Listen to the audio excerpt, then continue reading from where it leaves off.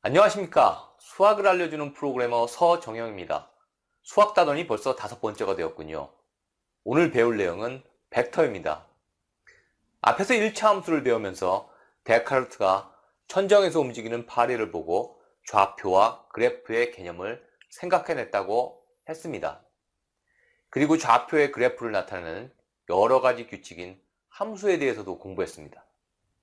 이번에는 방향을 갖는 좌표의 움직임을 의미하는 벡터라는 개념에 대해서 생각해 보겠습니다. 벡터는 물리학에도 자주 나오는 개념인데 그 원리가 사실 우리의 생활 속에 깊이 뿌리 박혀 있습니다. 우리가 운동회에서 많이 하는 줄다리기에서 벡터의 원리를 찾아보겠습니다. 서로 다른 방향으로 줄을 당기면 힘이 큰 쪽으로 줄이 이동하는 것이 바로 줄다리기의 원리입니다. 너무나도 쉽고 당연한 일입니다. 여기에 중요한 두 가지 개념이 있습니다. 바로 방향이라는 것과 크기라는 개념입니다. 벡터는 바로 크기와 방향을 가지는 양입니다. 벡터를 크기와 방향을 가진 양이라고 정의했는데 크기만 가지고 있고 방향이 없는 경우 스칼라라고 부릅니다. 길이나 넓이 같은 값은 방향이 없는 스칼라 값입니다. 또 다른 예를 생각해 볼까요?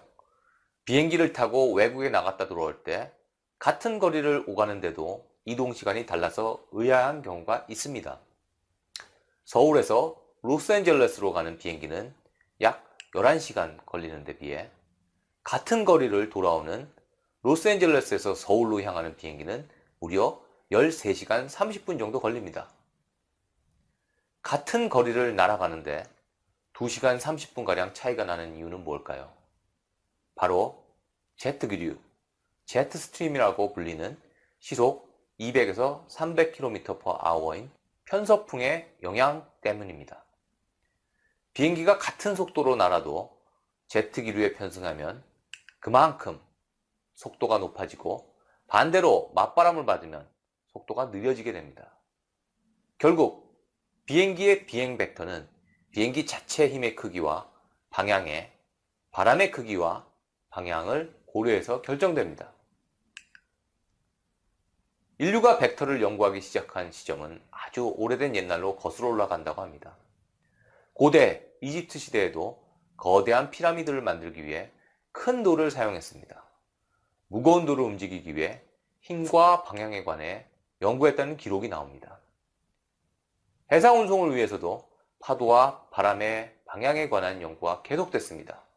특히 중세 유럽의 열강들이 경쟁적으로 신대륙을 찾기 위해 장거리 항해가 필요해졌을 때 바람의 방향과 파도의 움직임을 이용해 배 속도를 최적화하는 연구가 이루어졌습니다.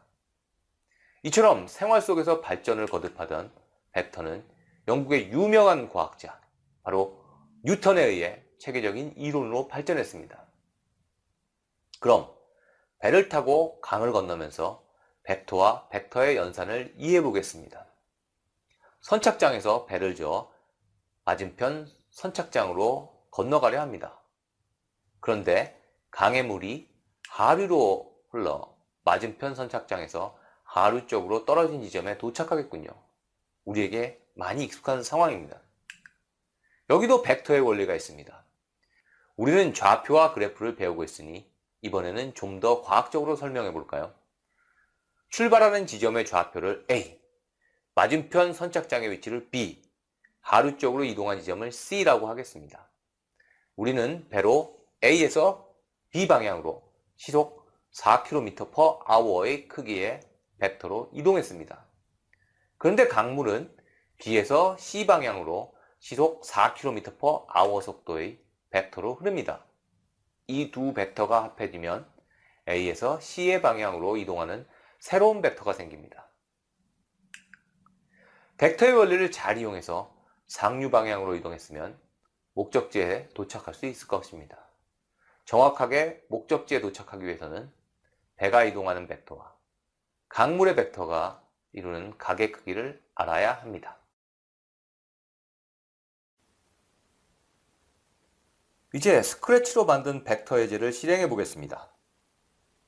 먼저 스크래치 오프라인 에디터를 실행해 보세요. 그리고 파일 메뉴에서 열기를 눌러 M05 폴더에 있는 M05-vector.sbe 파일을 열어보겠습니다.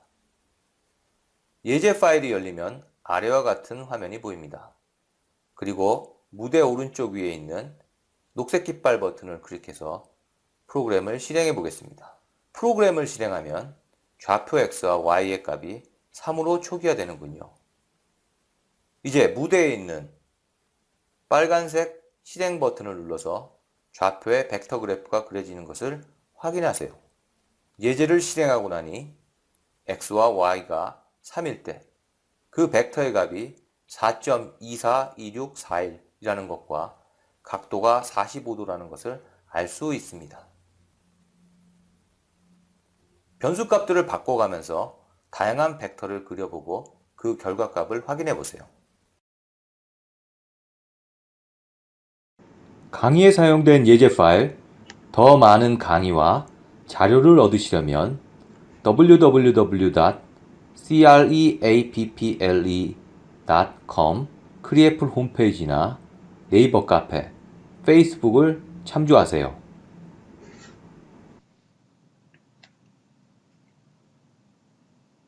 보다 더 좋은 자료를 만들도록 구독과 좋아요로 응원해 주세요.